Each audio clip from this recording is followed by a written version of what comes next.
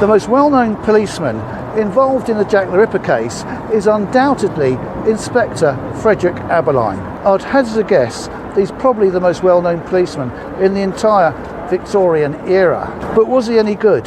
Was his reputation deserved? In this episode of the House of Lechmere, I'll take a close look at Abberline. I won't be discussing in detail his entire life or his entire police career, but I will focus in on his involvement in the Jack the Ripper investigation in particular. This line of inquiry was suggested to me during a recent discussion I had with a well-known ripperologist called Frog Moody in a Whitechapel hostelry called the White Hart, during which the thought occurred, was Abberline all that?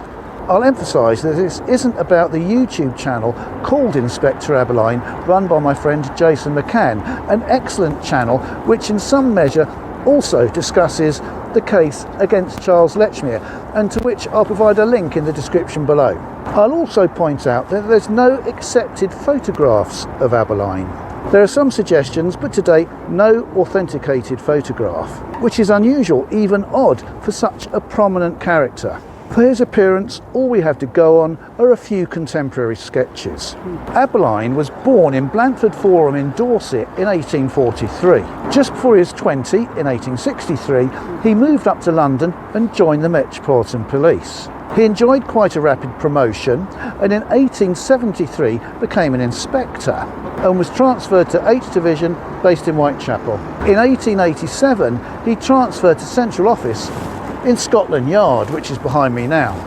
On the very day of the murder of Mary Ann or Polly Nichols on the 31st of August 1888, Abberline was temporarily transferred back to the East End to assist with the inquiry.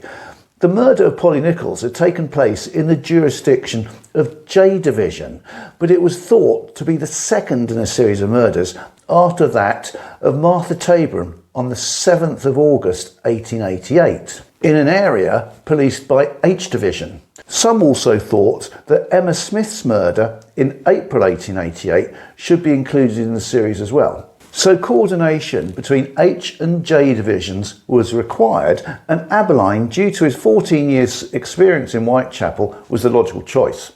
As early as Saturday, the 1st of September, the press reported the matter is being investigated by Detective Inspector Abberline of Scotland Yard and Inspector Helson, J Division. An evening newspaper reported on the opening of the inquest on Saturday the 1st of September. Inquest on the victim. Mr. Winnie Baxter opened an inquiry this afternoon at the Working Lads Institute, Whitechapel Road, respecting the death of Mary Ann Nichols.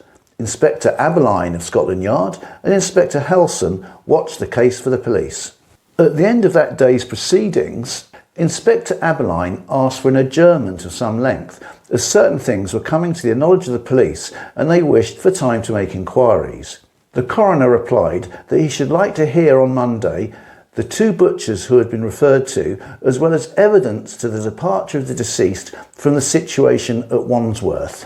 Inspector Abberline: the butchers have been summoned. A juryman then asked, "Can we have the husband?" To which Abberline replied, "Yes, sir." The Echo also reported Inspector Helson, Inspector Abberline, Detective Sergeant Enright and other criminal investigation experts are zealously working and grasping at the slightest clue in this exceptionally puzzling case. Abberline seems to have hit the ground running, immediately attending the inquest and being seen to be taking a leading part in the case. It's clear that Inspector Helson of J Division leant heavily upon Abberline, as shown by the following passage. Detective Inspector Abberline of the Criminal Investigation Department and Detective Inspector Helson, J Division, are both of opinion that only one person, and that a man, had a hand in the latest murder. It's understood that the investigation into the George Yard mystery is proceeding hand in hand with that of Bucks Row. The George Yard mystery being the murder of Martha Tabram. On the evening of Sunday the 2nd of September, Inspector Helson issued a widely reported statement in which he used Abberline's name to reinforce his contention that Polly Nichols was murdered in Bucks Row and not elsewhere. Both himself and Inspector Abberline, indeed, had come to the conclusion that it was committed on the spot. On Monday the 3rd of September, the inquest reconvened, Abberline was again present, with his only recorded intervention being to suggest that Polly Nichols' clothing be sent for. The coroner, he considered it important to know the exact state in which the stays were found. On the suggestion of Inspector Abberline, the clothes were sent for. A dispute arose that day at the inquest between P.C. Misen and a witness who called himself Charles Cross over who said what to whom, but it was passed over by Inspector Abberline without comment. The appearance of Cross, whose real name we now know to be Charles Lechmere, completely changed the narrative as to how Polly Nichols' body had been discovered. Prior to Lechmere's appearance on day 2 of the inquest, 3 days after the murder, it was believed that P.C. Neal had found her. This also passed by without comment from Inspector Abberline or anyone else. Within a week of his appointment, Inspector Abberline's likeness appeared on the front page of a weekly illustrated journal called The Toby, with the byline, Inspector Abberline of the London Detective Department, in charge of the inquiries into the 2 murders and mutilations in Whitechapel. If this journal had come out a little later, it would be 3 murders, as Annie Chapman was killed that very morning on Saturday the 8th of September. So far as the Toby was concerned, Abberline was very much in charge of the case. On the very morning of Annie Chapman's death, Scotland Yard confirmed that Abberline would assist H Division in their investigation of this murder as well. The Whitechapel murder inquiry turned up a large number of false leads, which served to take up a considerable amount of police time. Reports from various sources also gives us a good idea of those who came under suspicion during the first week or couple of weeks after the murder of Polly Nichols. And of course, the investigation was further complicated by the murder of Annie Chapman, which created a whole new series of leads and witnesses that needed to be followed up. Initially, the main target for the police's suspicions was a mysterious man known as Leather Apron, and it's undoubtedly the case that the initial obsession with catching Leather Apron derailed the police investigation into these murders. Foreign-looking, deranged and weird, the local oddball, still beloved by police forces around the world as their favourite suspect type in cases such as this, but these people are seldom actually responsible. On the day Polly Nichols was murdered, Friday the 31st of August, various unfortunates from the lodging houses that she had frequented raised the spectre of Leather Apron, an unsavoury local character who had been menacing them, and the police took this very seriously. They had their first suspect. On Saturday the 2nd of September, some women on Hanbury Street, which was still then popularly known by its former name of Church Street, harangued a man called John Pizer. They accused him of being Leather Apron. Pizer ran away, and his escape from a growing number of accusers was ironically assisted by a local beat policeman. When this came to the attention of the press and was publicised, this exasperated the local police command, who were obviously very embarrassed, and they tasked one of their best detectives, Sergeant Thick, to find Pizer, who was known to be Jewish. The genesis of the mad local Jew as the culprit is right there. On the night of Sunday the 9th of September, Abberline went to Gravesend to arrest a ship's cook called William Henry Piggott. That afternoon, Piggott had drawn attention to himself, saying he'd been in Whitechapel, and then took a tram to the Pope's Head Tavern, which is near Gravesend in Northfleet, where he made hostile remarks about women. The police have made what they believe to be a still more important arrest in Gravesend. A man giving his name as Piggott has been captured with bloodstains on his clothes and his hands badly bitten. He admits to having assaulted a woman in Whitechapel. A later telegram says, the man Piggott, arrested at Gravesend in connection with the Whitechapel murder, has been handed over to Inspector Abberline of Scotland Yard. He will be charged at Worship Street Court today, if inquiries warrant it. The inquiries didn't warrant it. Pigott was taken to Commercial Street Police Station in the face of an excited mob and was closely investigated. Initially, it didn't look good for him. He had left a parcel containing a bloodstained shirt at a local fish shop in Gravesend. He explained that his hand had been bitten by a woman while he was walking down Brick Lane at 4:30 the previous morning, the morning that Annie Chapman had been murdered. And Hanbury Street, the crime scene, was just off Brick Lane. He was put up for various identification parades, including by a Mrs. Fidimont, thought to be one of the best witnesses as to the identity of, guess who, Leather Apron. But he wasn't picked out. He was soon packed off to hospital to be treated for delirium tremens. He was still in hospital when the next murders took place on the 30th of September and was released from hospital on the 9th of October, and that's pretty much the last we see of him in this case. As a sidebar, after all the fuss died down in 1889, Pigott married someone called Lavinia Wing.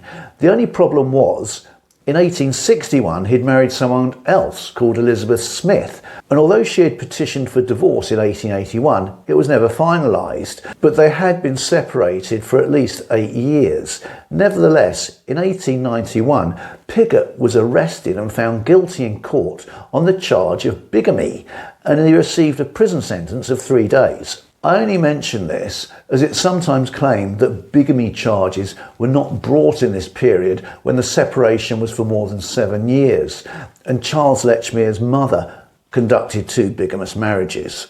There are 2 pictures of Leather Apron in profile, and it's unclear whether they're of Pigott or Pizer, and they're said to have looked similar to each other in any case. Meanwhile, Sergeant Thick had been following up his own leads, and the day after Pigott was arrested, on the 10th of September, he tracked down John Pizer, who he already actually knew. On the 11th of September, Pizer appeared at Annie Chapman's inquest and confessed in court to being known as Leather Apron.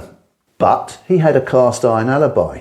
At the very time of Polly's murder, he was miles away on Holloway Road, which is on high ground in North London, watching a huge fire which lit up the skyline due to 2 conflagrations in the London docks and Shadwell on the river. Coincidentally, the last known person to see Polly alive was Emily Holland, who had also been to watch the same event. Obviously, looking at fires was a popular spectator sport. While Pizer was gawping at the red sky several miles away, he was in the company of a couple of local policemen and a guy called Albert Crossingham, who owned the lodging house he was staying at the time on Holloway Road.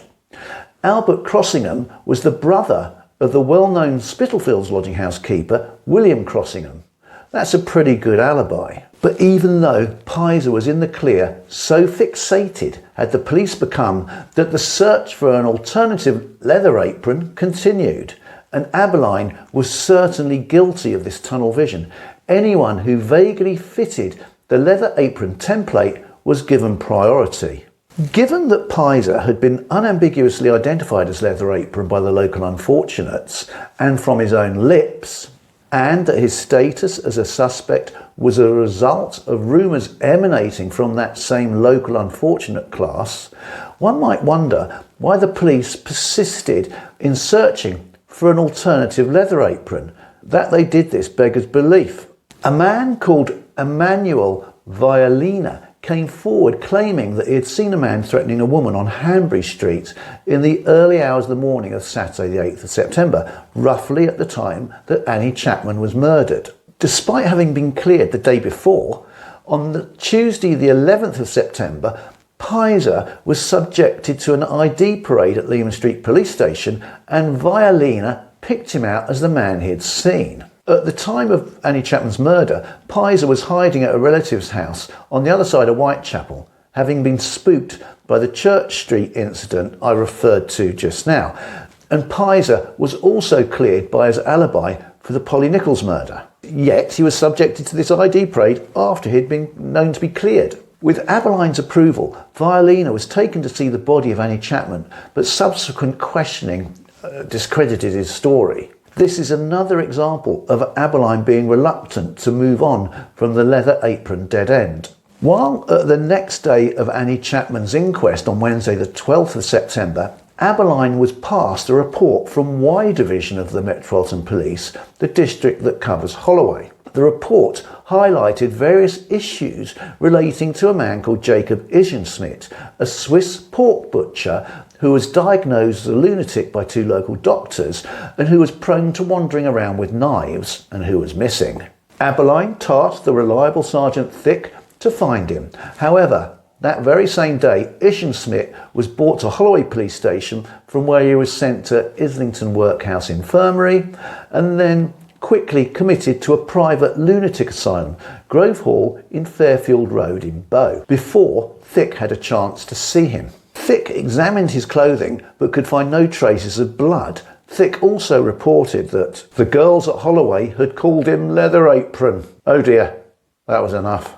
On the 18th of September, Abberline wrote a report to Scotland Yard detailing the case about Jacob Isenschmid. He concluded, although at present we are unable to procure any evidence to connect him with the murders, he appears to be the most likely person that has come under our notice to have committed the crimes. Various policemen at Abberline's direction pestered the medical authorities at the asylum, wanting Isenschmid to appear at an ID parade of some sort.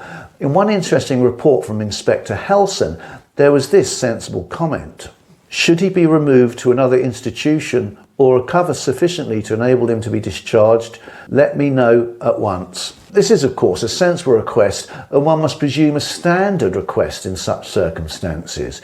Yet, as another sidebar, Kosminski theorists want us to believe that their suspect disappeared into the asylum system, with Chief Inspector Swanson believing he died soon after he was committed in 1891, when he actually died in 1919. But I digress. It was reported in the Standard on the 22nd of September that Jacob Isenschmid, the leading red-hot suspect, about whom there was no evidence, was cleared when his brother came forward with an alibi. To cap it off, he was still in Grove Hall Asylum when the next murders occurred. Another Leather Apron bit the dust. These were busy days for Abberline. He had to attend Annie Chapman's inquest on the 10th, 12th and 13th of September, and further sittings of Polly Nichols' inquest were held on the 17th and 22nd of September, all at the Whitechapel Working Lads Institute, and there was other work to do. On the 13th of September, Acting Superintendent John West of H Division reported that Abberline, with Inspectors Chandler and Helson, were following up various statements, including one made by a dustman who supposedly saw someone on the morning of Annie Chapman's murder with blood on his clothing. On the 14th of September 1888, Abberline urgently sent Inspector Chandler to Farnborough, to the depot of the 1st Battalion, the Royal Sussex Regiment, regarding a piece of envelope found near Annie Chapman's body. Within this envelope were 2 pills. The envelope bore the stamp of this regiment. The search at Farnborough drew a blank, but Chandler later established that Annie Chapman had picked up this piece of paper, which had been randomly discarded on the kitchen floor at her lodging house.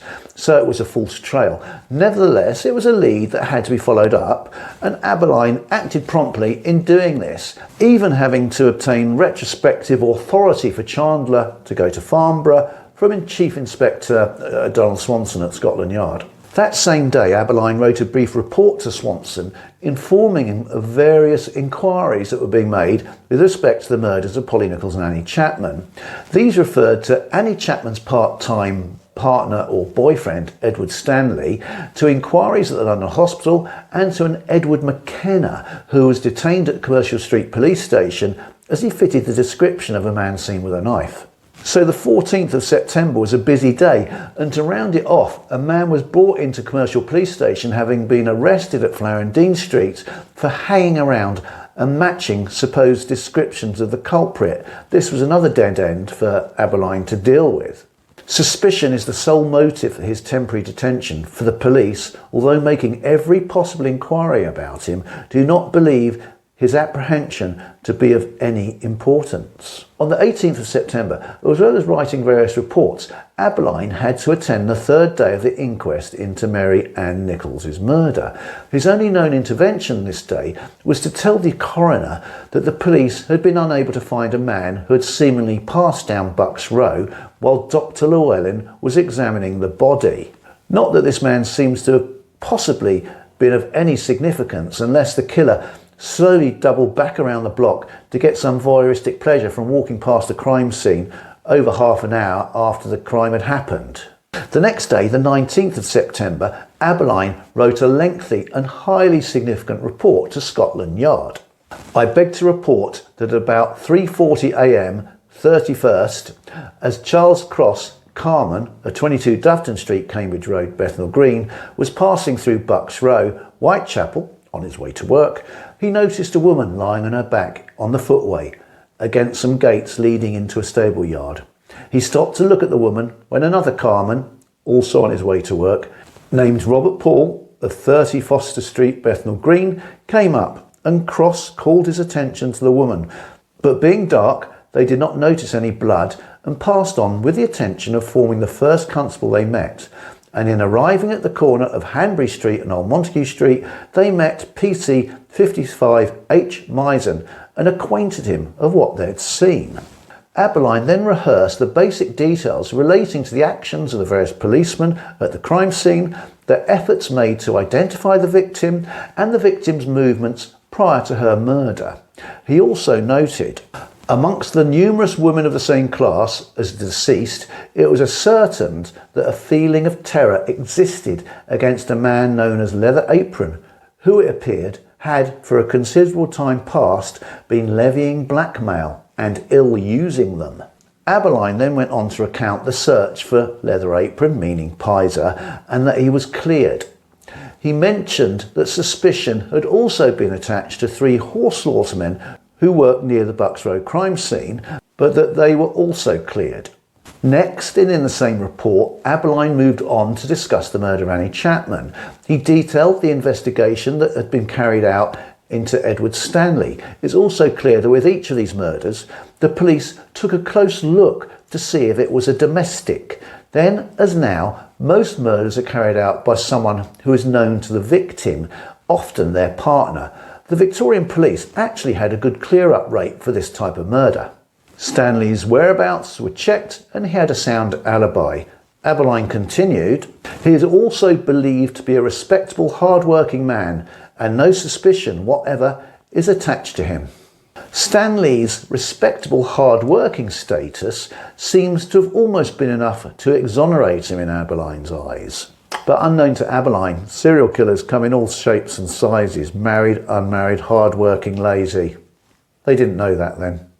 Abberline then recounted that inquiries had been made at pawn shops, houses adjoining the crime scenes and lodging houses. Lodging house registers were checked several times during the Jack the Ripper investigation, making it awkward for modern ripperologists, for those who favour a lodging house dweller as their preferred suspect. Abberline finished his report by reiterating his suspicion that Jacob Isenschmid could have been responsible for the murders. He reported that Isenschmid was identical with the man seen at Prince Albert Public House, Brushfield Street at 7 a.m. on the morning of the murder of Annie Chapman by Mrs. Fidimont and other persons. This house is only 400 yards from the scene of the murder. The man who entered had blood on his hands. This sounds quite definitive and might explain Abberline's focus on Isenschmid. Abberline continued, Dr. Mickle has been seen with a view to arrange for Mrs. Fidimont and other witnesses to view him, but the doctor thinks this cannot be done at present without safety to his patient. Besides telling us that perhaps, surprisingly, Victorian doctors had an overriding duty of care for their patients, we also see that Abberline had convinced himself that Isenschmid was identical to a bloody man seen 400 yards from where Annie Chapman was murdered on the morning of her murder. Even though the witness to the event, yes, Mrs. Fidimont again, had not been able to see Isenschmid to confirm any identification. A false assumption, if ever there was one. Was 19th century policing that much different to what we see today? Discuss. This is one of the most significant reports held at the Public Record Office about this case, and I have a copy of it that I obtained from them many years ago. One interesting feature is Abberline's signature, which can be compared to his signature on various other documents, and tells us that he did indeed write the whole report in his own hand. But I'll draw your attention to a more significant aspect of this report. It starts with recounting how Charles Cross stopped to look at the woman. And while he was doing this, Robert Paul came up. While obsessing over Isenschmid and recounting how others, such as Pizer, the three slaughterhousemen, Stanley, and sundry lodging house dwellers, had been investigated, Abberline was unaware that Charles Cross's real name was Lechmere. It's quite evident that the man seen standing alone by the body by Robert Paul was not investigated at all. But then, outwardly, he was a respectable, hard-working man. So no suspicion whatsoever would be attached to him. To summarise Abberline's involvement up to this stage, he was instantly deferred to by the other local inspectors. He had made sensible decisions in the course of what might be called standard investigative practices, but all this was overshadowed by his one-track mind thinking and obsession that the culprit must conform to the early leather apron template, for days after the real leather apron had been found and exonerated. This undoubtedly skewed the investigation and blindsided it in the crucial early days of the inquiry. There's loads more information to come in this film, so carry on watching. In the meantime, please hit that subscribe button, hit the like button, and comment at the end when you finish watching. As I said, there's loads more information. Comment on what you think about this film. We can now move on to the events around the so-called double event, the murders of Liz Stride and Catherine Eddowes in the early hours of the morning of Sunday the 30th of September 1888. Catherine Eddowes was murdered in the jurisdiction of the City of London Police, but Abberline took local charge of the Stride investigation. This is seen by a report from Sergeant White of H Division on the day of the murder. Acting under the instructions of Inspector Abberline, I, in company with PC Dolan of the CI department, made inquiries in every house in Berners Street. Abberline wrote a report on the 1st of November to Scotland Yard detailing his interview with a witness called Israel Schwartz with respect to the murder of Liz Stride. Schwartz claimed that a man he saw assaulting Liz Stride on Berners Street 15 minutes before she was murdered had called out the word Lipski. It'll be remembered that Abberline had long experience working as a detective in Whitechapel's H Division and was aware that the name Lipski was used locally as a pejorative term for a Jew. This was because a local Jewish man called Israel Lipski had been convicted of murder the previous year. Abberline reasoned that the man had shouted the word Lipski at Schwartz because Schwartz had a stereotypical Jewish appearance. Abberline's logic was sound, but the Home Office, under political pressure and in frustration at the failure of the police to catch the culprit, engaged in some sort of backseat driving, showing their lack of confidence in the ability of police to catch the culprit and dissatisfaction with Abberline's logical explanation. An internal Home Office report made it clear that the Home Secretary, Henry Matthews, believed that the murderer knew a man called Lipski and was shouting out to him, and not shouting an insult at Schwartz, and that Matthews will be glad if he can be furnished with a report as to any investigations made to trace the man Lipski. Abberline didn't seem to have attended Liz Stride's inquest, but he was busy investigating other suspects who had come to light. For example, on the day of the double event, a man went into a taxi or cabman's reading room in the West End and confessed to the man who ran the establishment that he had committed the murders. He claimed a connection to Newcastle upon Tyne and said his real name was J. Duncan. This came to the attention of the governor of Newcastle Jail, who previously had charge of a prisoner called John Duncan or Donkin, and who had twice attacked women in 1881. The governor wrote to the prison commissioner. The prison commissioner wrote to the Home Office. The Home Office wrote to Scotland Yard. and Scotland Yard tasked Abberline with resolving the matter. Abberline had another red herring to clear up. The man who had visited the cab shelter was found, and his name was actually Davidson. He hadn't been to jail in Newcastle and was interrogated and had alibis for the various murders. It seems that in October, Abberline also had to follow up various other leads who were found to be in jail at the time, a German hairdresser called Mary and another called Wetzel or Ludwig, and he also had to investigate a discharged soldier called Austin, seemingly without luck. With the investigation into the murder of the fifth of the so-called canonical 5 victims, that of Mary Jane Kelly on the 9th of November 1888, Abberline seems to have personally taken down witness statements from the key witnesses on the very day it happened. Uniquely, in this case, these statements still survive. They were made by Thomas Bowyer, who effectively found the body, John McCarthy, who owned the premises in which the murder took place, Joseph Barnett, who was Mary Kelly's last boyfriend, and various neighbours or near neighbours of Mary Kelly, such as Mary Ann Cox, Elizabeth Prater, Caroline Maxwell, Sarah Lewis, Julia Venturni, and Maria Harvey. At Mary Kelly's inquest held on Monday the 12th of November, Abberline actually appeared as a witness. He testified that he was in charge of the case and arrived at the scene at 11:30 a.m. He found the door to Mary Kelly's room was locked and didn't want to force the door and disturb the scene until some tracker dogs had arrived. His superior officer, Superintendent Arnold, arrived at 1:30 p.m. and said the dogs weren't coming, and so the door was forced. Abberline took an inventory of the room and noticed there had been a large fire, so large as to melt the spout off the kettle. He went through the ashes and found that an article of woman's clothing had been burnt. He thought to provide light, as there was only one piece of candle in the room.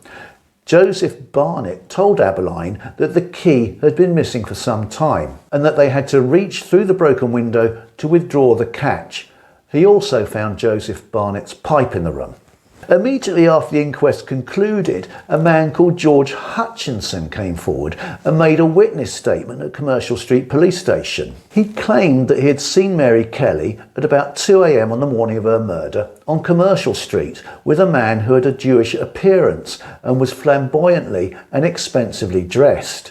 Hutchinson gave a very detailed description, too detailed for some modern observers. I'll do a future episode about Hutchinson, as he is regarded by some as a suspect, so I'll confine myself here to Abberline's involvement. This is what he said.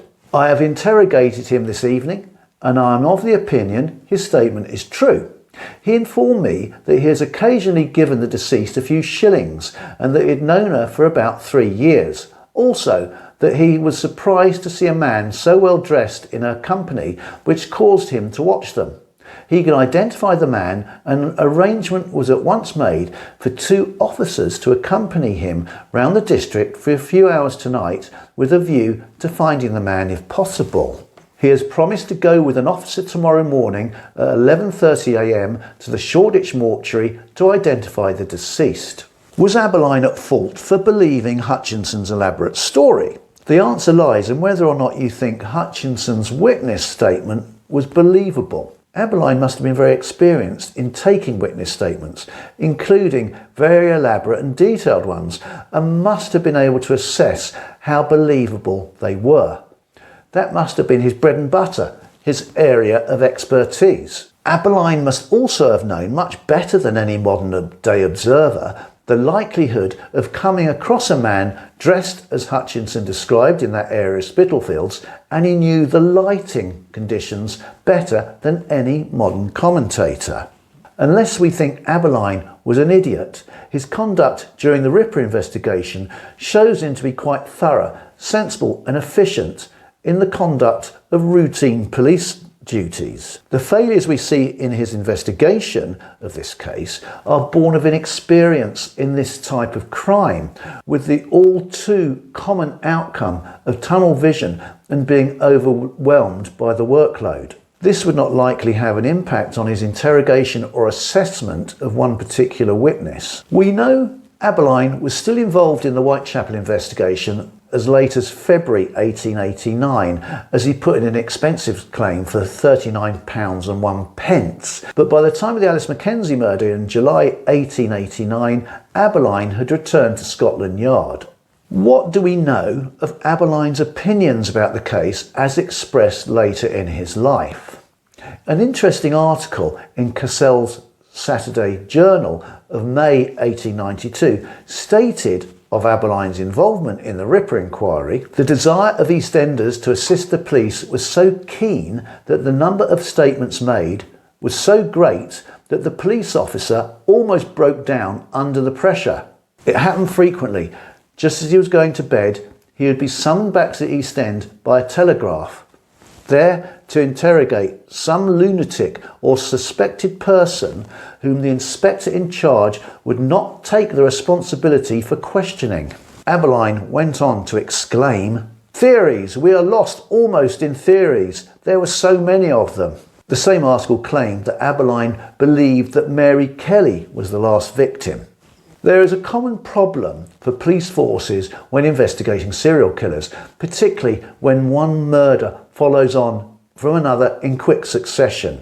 The above review of Abberline's involvement, which only comprises the information from surviving records, illustrates the workload that was generated with one suspect after another. And it was not helped by Victorian prejudices which led the inquiry off on one wild goose chase after another. The harm done by the leather apron fixation is also evident, and in this Abberline was perhaps more guilty than anyone else. While one potential leather apron after another was sought, Lechmere remained an unknown quantity, briefly recorded as cross. Interviews that Abberline gave in 1903 give what was almost certainly his final opinion about the case. "We have never believed all those stories about Jack the Ripper being dead or that he was a lunatic or anything of that kind."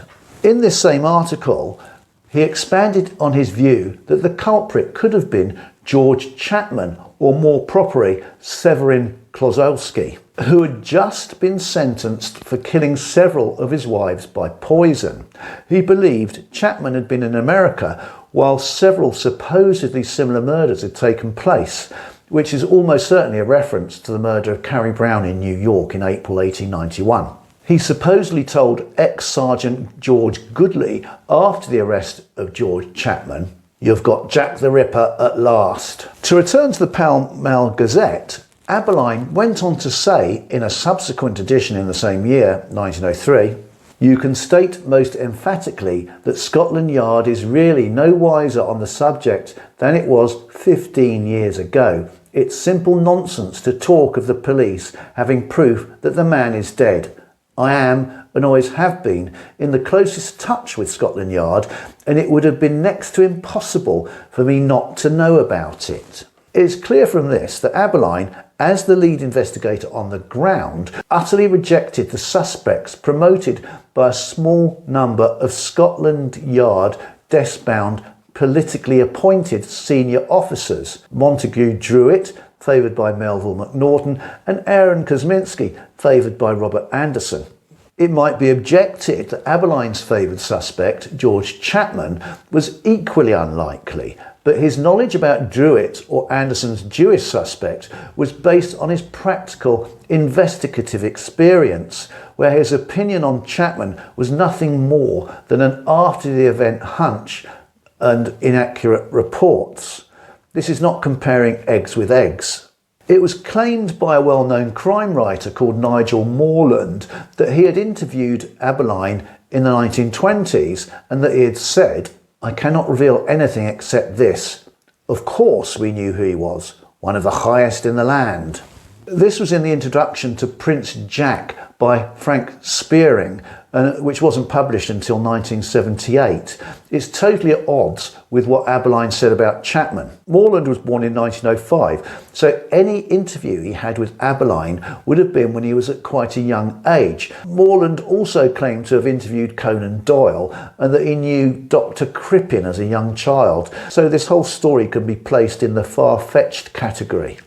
The most notable case that Abberline was involved in after he returned to Scotland Yard was investigating the Cleveland Street scandal in July 1889, when a male brothel in that street was uncovered. Abberline was promoted to Chief Inspector in December 1890 and retired in February 1892. He became a private inquiry agent and in 1898 worked for the famous American Pinkerton Detective Company.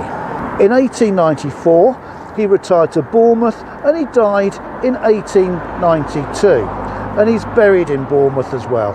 So was Abberline all that? He's certainly well remembered, and his posthumous reputation, almost as a real-life Sherlock Holmes, lies on his portrayal as the hero in a series of high-profile films, most notably by Michael Caine in a miniseries in 1988, and by Johnny Depp in From Hell in 2001. We're long overdue another Jack the Ripper film. My conclusion is, from the evidence we've seen today, is that so far as normal police work is concerned, he was sound, but his understanding of serial killer behaviour was non-existent. He was looking for an overt lunatic.